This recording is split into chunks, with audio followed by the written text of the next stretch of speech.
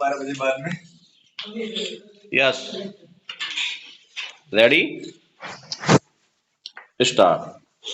भारत में धर्मनिरपेक्षता अनायास ही प्रकट नहीं हुई है, बल्कि इसकी एक सुदृढ़ ऐतिहासिक पृष्ठभूमि रही है। स्टॉप। भारत की सभ्यता का इतिहास जहां से आरंभ होता है, वहीं से धर्मनिरपेक्षता का इतिहास भी आरंभ होता है। स्टॉप। सिंधु घाटी सभ्यता भारत की प्रथम ऐतिहासिक सभ्यता थी और वह धर्मनिरपेक्ष थी। स्टॉप। सैंधव काल से लेकर 20वीं शताब्दी के अंत तक भारत में धर्मनिरपेक्षता की शानदार और सुदीर्घ परंपरा रही है। स्टॉप। चाहे सम्राट अशोक का काल हो अथवा चंद्रगुप्त विक्रमादित्य का, सम्राट कनिष्क का काल हो या सम्राट हर्षवर्धन का अकबर का काल हो अथवा शिवाजी का। स्टॉप। पैरा। भारत में धर्मनिरपेक्षता की विशिष्टता इस बात को लेकर नहीं है कि इसका इतिहास आज से 3000 वर्ष पूर्व का है। स्टॉप। बल्कि विशिष्टता इस बात को लेकर है कि उस समय से लेकर आज तक यह परंपरागत रूप से चली आ रही है। स्टॉप। सैंधव काल में जिस वैज्ञानिक दृष्टिकोण, सद्भाव और सामंजस्य पर बल दिया जाता था, वही भारत की धर्मनिरपेक्षता में आज भी विद्यमान है। स्टॉप। पैरा। आजकल धर्मनिरपेक्ष शब्द के लिए अंग्रेजी के एक शब्द सेक्युलर का प्रयोग किया जाता है, जो लैटिन भाषा के सेक्युलम शब्द से बना है और उसका शाब्दिक अर्थ है ऐसा कार्य जिसकी पुनरावृत्ति अधिक न हो। स्टॉप। पाश्चात्य दार्शनिकों के अनुसार धर्मनिरपेक्षता एक ऐसी प्रणाली है जिसमें प्राकृतिक नैतिकता, प्राकृतिक न्याय, विचार स्वतंत्रता और असहमति का अधिकार के सिद्धांत समाहित है। स्टॉप। धर्मनिरपेक्षता को एक विचारधारा के रूप में स्थापित किया मार्टिन लूथर ने।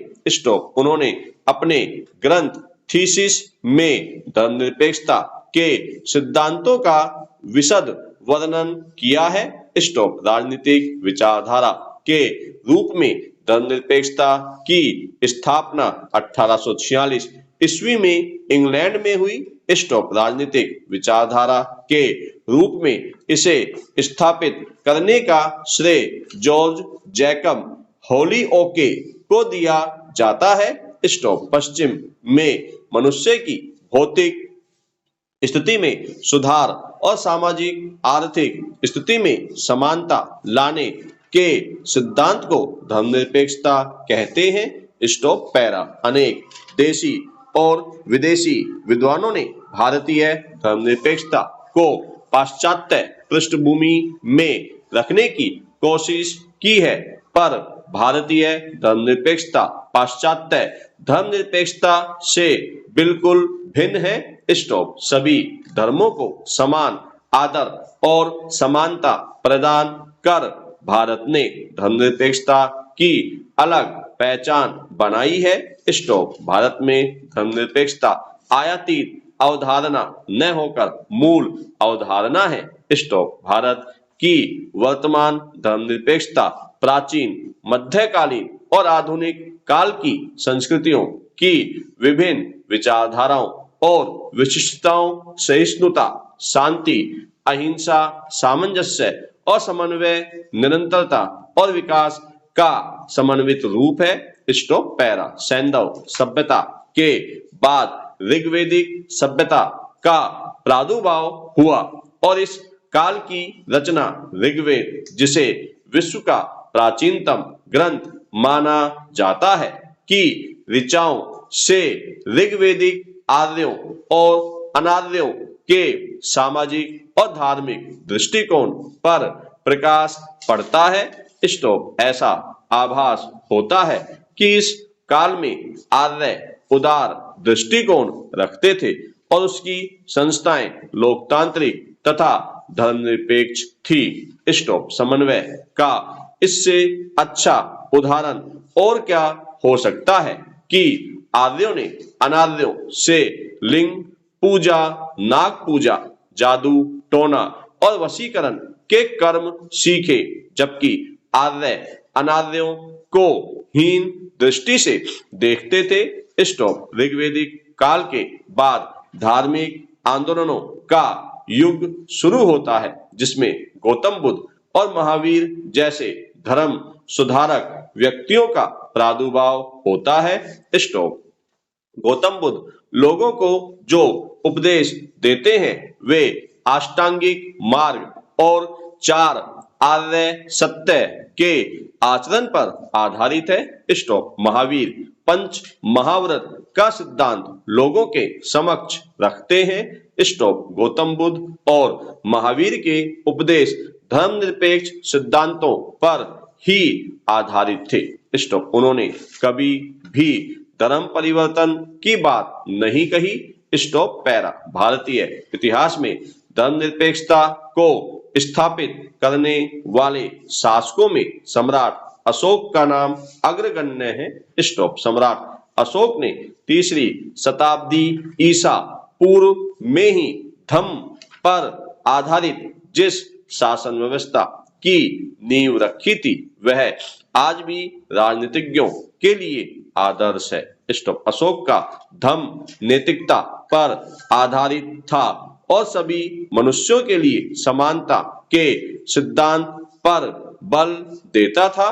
स्टॉप। चंद्रगुप्त विक्रमादित्य गुप्त वंश का प्रतापी शासक था और उसने अपने संपूर्ण साम्राज्य में सभी धर्मों के मतावलंबियों को समान आदर एवं अधिकार प्रदान किए थे।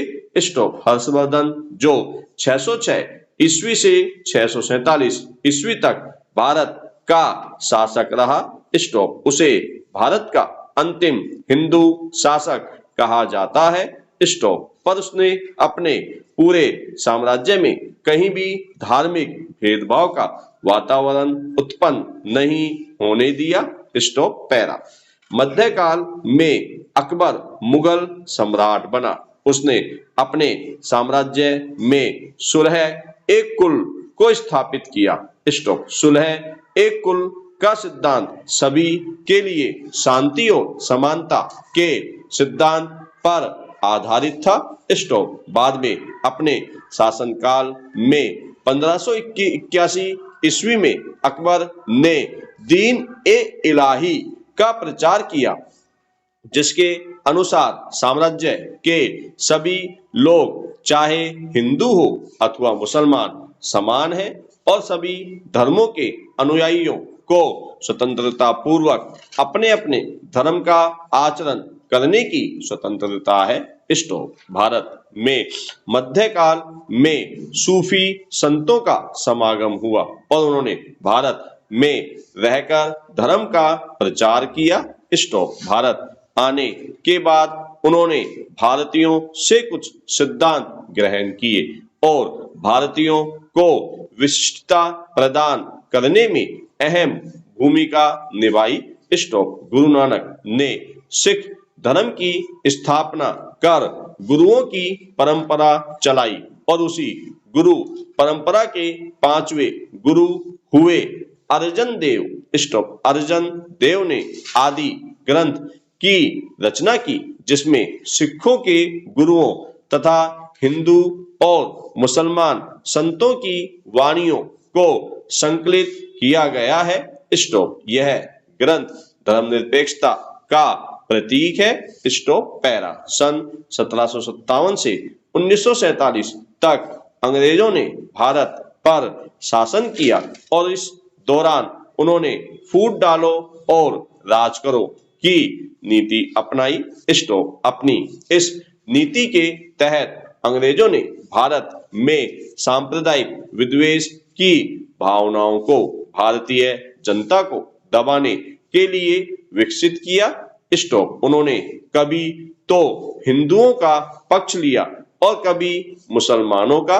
स्टॉप। अंग्रेजों ने आरक्षण का प्रावधान कर हिंदुओं और मुसलमानों के धार्मिक जुलूसों पर लाठीचार्ज करवाकर हिंदुओं और मुसलमानों को एक दूसरे के विरुद्ध स्थापित करने की कोशिश की। स्टॉप। अपनी इस कोशिश में वे सफल भी रहे। स्टॉप। आखिरकार भारत का विभाजन हो ही गया और इस विभाजन का एकमात्र आधार धर्म ही था। स्टॉप। विभाजन हो जाने के बावजूद भारत में धर्म निरपेक्षता पूर्ववत बनी रही। स्टॉप।